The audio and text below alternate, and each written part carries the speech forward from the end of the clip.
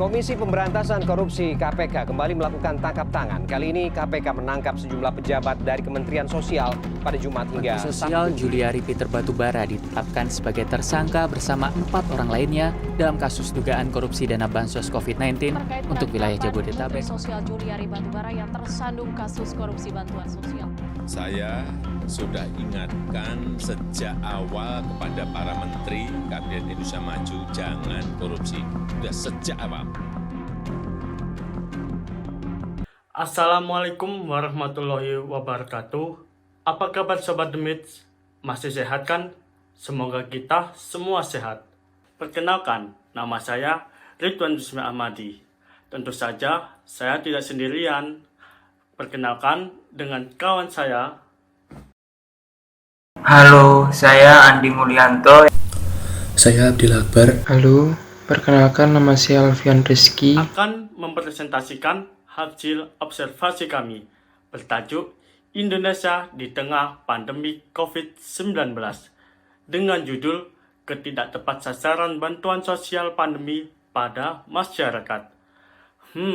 Kira-kira apa sih Sobat Demits latar belakang dari observasi kami mengenai judul tersebut? Oke, langsung saja.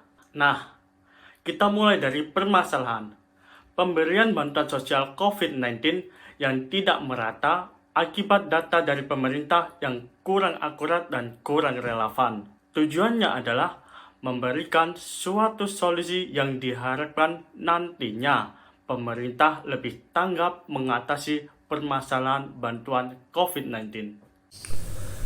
Pendahuluan atau latar belakang. Pandemi Coronavirus Disease 2019 atau COVID-19 yang terjadi kurang lebih 8 bulan belakangan ini menyebabkan ketidakstabilan kondisi sosial masyarakat. Penyakit COVID-19 pertama kali diketahui keberadaannya pada bulan Desember tahun 2019 di Wuhan, Tiongkok, China. Semenjak virus ini menyebar di Indonesia pada bulan Maret tahun 2020, pemerintah menerapkan berbagai kebijakan jaga jarak atau social distancing, physical distancing, lockdown, serta work from home pada masyarakat. Kebijakan tersebut menyebabkan aktivitas masyarakat yang menurun drastis. Banyak terjadi PHK oleh perusahaan, driver moda transportasi online banyak kehilangan pelanggan, serta hilangnya pekerjaan bagi pekerja serabutan. Hal ini berdampak pada perekonomian masyarakat sehingga pemerintah harus pandai-pandai untuk mengatasi permasalahan tersebut.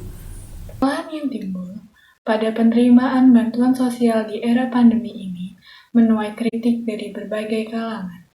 Salah satunya mengenai kevalidan data yang dimiliki oleh pemerintah pusat dan pemerintah daerah. Sebagai contoh, masih adanya tumpang tindih penerima bantuan sosial, di mana orang yang namanya sudah tercantum di BLT atau bantuan langsung tunai tercantum lagi di bantuan sembako.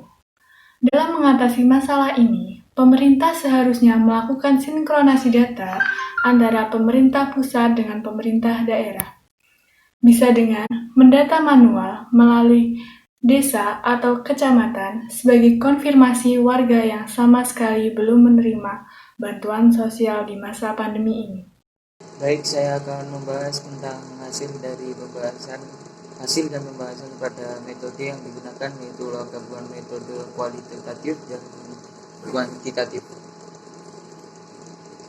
Dari data-data lapangan yang diperoleh melalui hasil literasi dan observasi yang dilihat bahwa pandemi COVID-19 yang sedang terjadi sangat berpengaruh terhadap berbagai sektor, tak terkecuali pada sektor ekonomi yang dampaknya dirasakan oleh seluruh lapisan masyarakat, terutama kelompok masyarakat dengan tingkat kesejahteraannya yang rendah. Dalam hal ini, pemerintah membantu masyarakat terdampak COVID-19 ini dengan melakukan program bantuan sosial. Selanjutnya yaitu data hasil survei dari 37 responden yang kita dapat, 59% kelompok mampu tetapi tidak mendapat bansos, 3%-nya yaitu kelompok mampu mendapat sembako, 16%-nya kelompok tidak mampu tetapi tidak mendapat bansos, 11% kelompok tidak mampu mendapat BLT. 3%-nya yaitu kelompok tidak mampu mendapat sembako dan 8% kelompok mampu mendapat kedua bantuan. Dari data survei tersebut terdapat beberapa kelompok tidak mendapat bantuan sama sekali. Nah, berikut diagram data penerima bantuan pandemi. Nah, selanjutnya permasalahannya yaitu permasalahan penyaluran bantuan ini menimbulkan kritikan dari berbagai pihak baik masyarakat hingga pemerintah daerah. Kritikan yang disampaikan oleh Gubernur Ridwan Kamil mengenai persoalan pendirian bantuan, menurut Ridwan Kamil itu pemerintah tidak memiliki basis yang terintegrasi, di mana setiap kementerian melakukan survei data sendiri-sendiri, sehingga data yang dimiliki oleh pemerintah pusat dan pemerintah daerah tidak sinkron. Ini dicantumkan pada Sensen 2020. Melihat kesulitan dalam penyampaian bantuan sosial di masa pandemi COVID-19, pemerintah perlu melakukan adanya evaluasi untuk menyelesaikan permasalahan tersebut. Ada beberapa kendala dalam penyaluran bantuan COVID-19. Nah, antara lain satu yaitu data penerima bantuan sosial yang masih tumpang tindih pangan non-tunai. Data yang digunakan bersumber pada data DTKS yang diperoleh dari kewilayahan melalui RT atau RW. 3. Permasalahan data yang seringkali menjadi masalah di masyarakat adalah kurangnya kesadaran di masyarakat akan perubahan tingkat perekonomian yang terjadi pada dirinya dan kekurangannya. Ramansyah 2020. Berdasarkan permasalahan yang terjadi dalam penyaluran bantuan sosial, pemerintah perlu melakukan tindakan untuk mengatasi permasalahan ini. Dari artikel yang ditulis oleh Dewi pada 2020, pemerintah seharusnya melakukan hal-hal seperti sinkronisasi data yang dimiliki oleh pemerintah pusat dan daerah, sehingga diketahui keseluruhan data warga dan jumlah penerima bantuan sosial.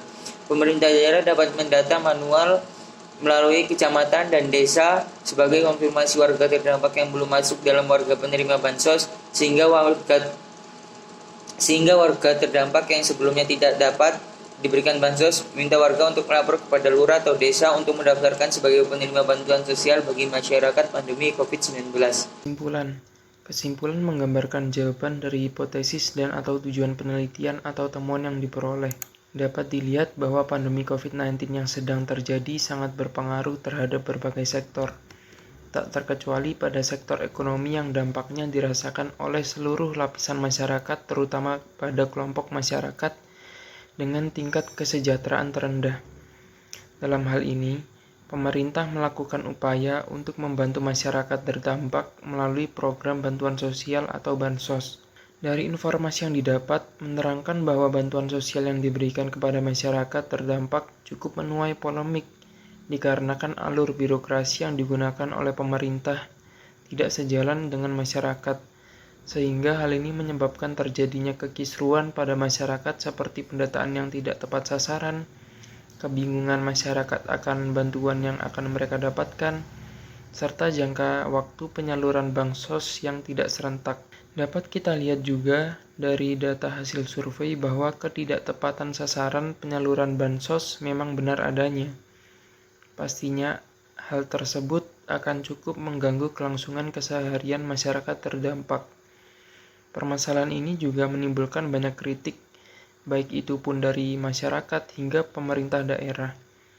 Pemerintah pusat dianggap tidak memiliki basis data yang terintegrasi di mana setiap kementerian melakukan survei data sendiri-sendiri, sehingga data pemerintah pusat dengan pemerintah daerah tidaklah sinkron.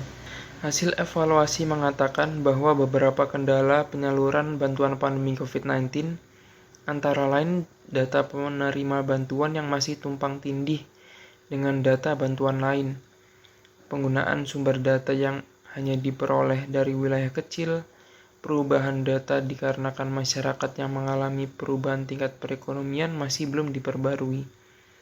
Berdasarkan masalah tersebut, pemerintah perlu melakukan tindakan untuk mengatasi permasalahan tersebut seperti sinkronisasi data antar pemerintah pusat dan daerah, sehingga diketahui pasti keseluruhan data warga dan jumlah penerima bantuan sosial, sehingga bantuan sosial dapat tersalurkan dengan tepat sasaran. Sekian presentasi hasil penelitian kelompok kami. Kami harap apa yang telah kami sampaikan dapat berguna bagi teman-teman serta kita semua untuk sekarang dan juga di masa yang akan datang. Dan juga kami sangat terbuka atas pandangan teman-teman sekalian karena akan sangat berharga bagi kami sehingga dapat menjadi evaluasi lanjutan bagi kami ke depannya. Untuk kurang lebihnya mohon maaf, kami pamit undur diri. Wassalamualaikum warahmatullahi wabarakatuh.